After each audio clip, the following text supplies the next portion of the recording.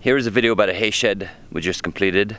I started with a concept from the homeowner that wanted to not have to deal with the pile of hay and a tarp. The homeowner wanted it to match their nice looking barn here. So we came up with this design. It's a simple shed style roof, post frame construction.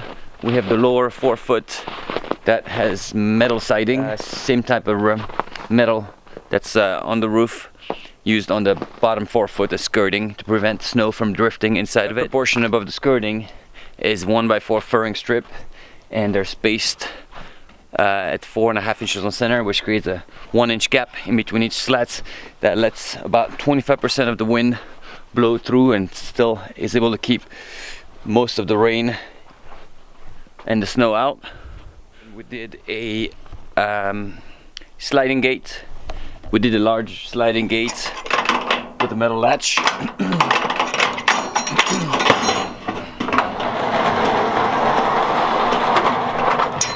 What it looks like on the inside.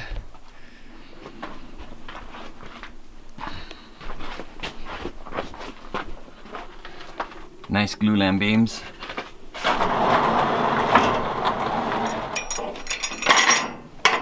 Boom.